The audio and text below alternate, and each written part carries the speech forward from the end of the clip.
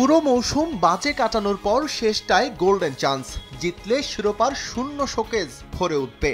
একই সঙ্গে নিশ্চিত হবে সামনের মৌসুমের চ্যাম্পিয়ন্স লিগ টিকিট। এমন সুযোগ লুফে নিতে নিশ্চয়ই চেষ্টার সর্বোচ্চটাই করবে ম্যানচেস্টার ইউনাইটেড আর টটেনহ্যাম হটস্পার।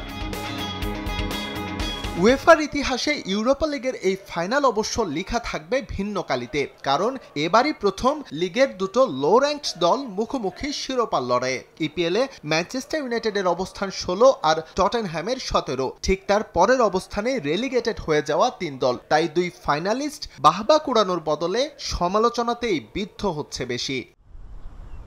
একই জাতির দুটো দল নিয়ে ইউরোপা লিগের এটি চতুর্থ ফাইনাল আর উয়েফার মেজর ট্রফির ইতিহাসে ষষ্ঠ। এর আগে 1963-64 মৌসুমে উইনার্স কাপে মুখোমুখি হয়েছিল রেড ডেভিলস এবং স্পার্স। রাউন্ড অফ 16-এর সেই লড়াইয়ে ম্যান ইউনাইটেড জিতলেও এবার সম্ভাবনা কম, কারণ চলতি মৌসুমের 3 লড়াইয়ে যে হেরে বসে আছে রুবেন আমোরিমের দল। স্টে সেফের ডাবল লেয়ার প্রোটেকশনই পিরিয়ডের হেভি ফ্লোর দিনগুলোতে আমাকে রাখে নিরাপদে। Stay safe.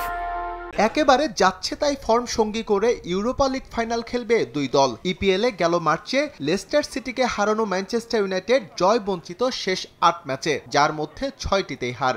এই সময়ের মধ্যে ওরা কেবল জিতেছে অ্যাথলেটিক বিলবাওয়ের বিপক্ষে ইউরোপা লিগের সেমিফাইনালের 2 লেগ। অনেকটা একই পথে টটেনহ্যাম। লিগে সবশেষ 6 এপ্রিল জয় পাওয়া স্পার্স এরপর হারের তিক্ততা পেয়েছে 5 ম্যাচে।